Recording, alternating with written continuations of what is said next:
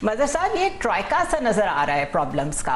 PTI is realising journalist के लिए ये प्रॉब्लम खड़ी हो गई है, तो ऑफ कोर्स हम बाहर निकलेंगे डिफेंड करने के लिए अपने राइट्स को. और थर्ड है वकला. अब इसमें ये डिबेट अलग अभी रहने दें कि उसमें कौन से वकला निकलेंगे, वो पीटीआई अलाइंड हैं या कौन है. बहरहाल नजर आ रहा है कि कॉल्स दी जा रही हैं. 26th अमेंडमेंट के रिपल इफेक्ट्स अब आना शुरू हो गए हैं. आप देख रहे हैं कि कोई नया चैलेंज सिमर कर रहा है. हम तो अभी तक सिर्फ ग्रैंड अपोजिशन अलायंस की ही बात कर रहे थे, लेकिन अब ये एक नया ट्राइका सामने आ गया है. आप कैसे देख रहे हैं इसको? देखिए, वो खैर जो पॉलिटिकल फ्रंट पे चैलेंजेस तो रहते ही हैं, अपोजिशन के भी और हुकूमत के भी चैलेंजेस हैं. गवर्नमेंट और अपोजिशन के दरमियान बज़ाहिर तो लगता है कि एक गैप आ गया है और जो डायलॉग शुरू होने थे वो नहीं हो पाए, और अभी भी उसके कुछ चांसेस बहुत ज़्यादा नज़र नहीं आते हैं.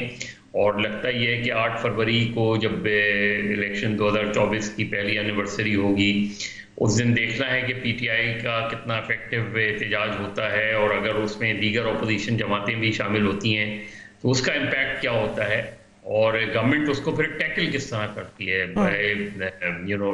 रेट ऑफ द स्टेट के तौर पे टैकल करती है या एक पॉलिटिकल ओपोनेंट के तौर पे टैकल करती है. आपको क्या लग रहा है?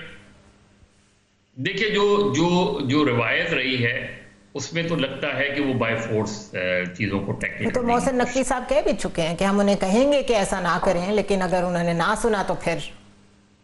जी, मैं वही कह रहा हूँ कि वो अगर मगर की कैफियत में वो रहेंगे. पीटीआई का भी चैलेंज है कि वो अगर इसमें भी नाकाम हुए तो फिर क्या होगा. पीटीआई के अंदर भी बहुत से इश्यूज हैं, लेकिन उससे हट के जो ये पैका का वो अभी जो बात कर रहे थे, ये बिल्कुल वैसे ही है जिस तरह ये अदालतों में झूठे गवाह लेकर आते हैं. ये बिल्कुल उसी तरह का होगा कि ये झूठी FIRs इस तरह कटवाई जाएंगी. अब वो जाहिर है उसमें सबसे बड़ी जो फोर्स होती है वो स्टेट खुद होती है. आपको पता है कि बहुत से, इवन अगर मैं आपको मिसाल दूं कि अरशद शरीफ के केस में किसने FIR कटवाई और कहाँ FIR कटवाई गई, उसमें ये बिल्कुल उसी तरह की चीज़ें होनी जा रही हैं.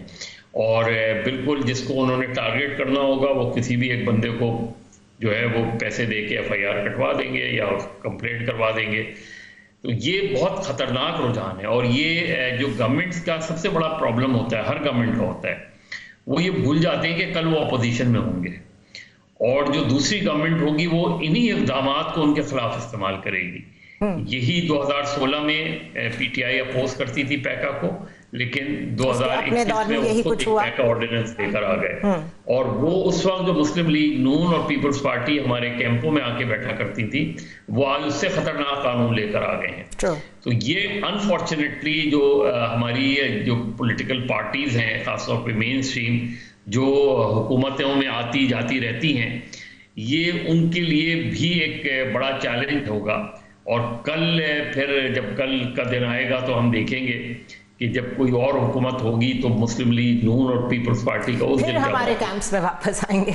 साकिब, ये जो प्रॉब्लम स्टार्ट हो रही है वकला में, इसमें कितने % डिवीजन है? क्या कोई ऐसी ग्रुपिंग है जिसमें सिर्फ, क्योंकि हामिद खान ने बड़ा खुल के कहा कि हम आ रहे हैं सड़कों पे और हम तरमीम को उड़ा के रख देंगे, उनकी तो बात समझ में आती है, उनका एक पॉलिटिकल मोटिव भी है. क्या जेन्युइनली कंसर्न है बार एसोसिएशंस एंड जजेस के ये जो कुछ हो रहा है, सीनियरिटी के जो इश्यूज बन रहे हैं, they are not ready to accept it?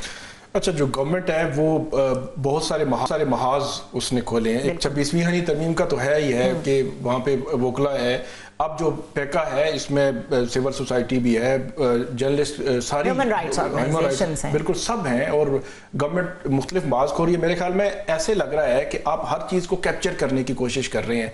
जो वकला की आपने बात की, 2007 की भी अगर वकला तहरीक देखी जाए तो वो पहले दिन ही वो इतनी एक्टिव नहीं हो गई थी और इतने लोग बाहर नहीं निकल आए थे. बड़ा आहिस्ता आगे चलकर उसने मोमेंटम पकड़ा, और उसके बाद जो वो तब्दीली आई, मतलब काफी टाइम लग गया उस तब्दीली में। तो अब की बार भी इसी तरह की सिचुएशन जो है वो नजर आ रही है। तो जब गवर्नमेंट स्टेप बाय स्टेप क्या कर रही है, मतलब पहले उसने 26वीं तरमीम लाई, उसके बाद अब 8 फरवरी इलेक्शंस पे हम मुख्तलिफ किस्म की लेजिस्लेशन देख रहे हैं, अब उन्होंने मीडिया का गला घोंटने के लिए वो काम शुरू कर दिया।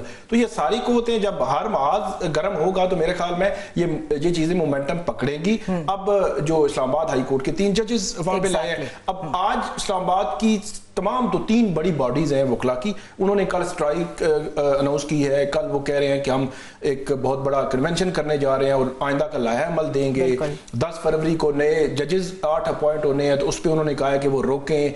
इस किस्म की जो सिचुएशन है आहिस्ता आहिस्ता ये बन रही है। मेरा ख्याल ये है गवर्नमेंट के लिए मुश्किलात पैदा हो सकती हैं, क्योंकि 8 जो ये 26वीं तरमीम हो या अभी जो इस्लामाबाद हाई कोर्ट में जो अटेम्प्ट की जा रही है, ये इंडिपेंडेंस ऑफ जुडिशरी के एंगल से अगर देखें तो मेरा ख्याल में ये बड़ा खतरनाक है।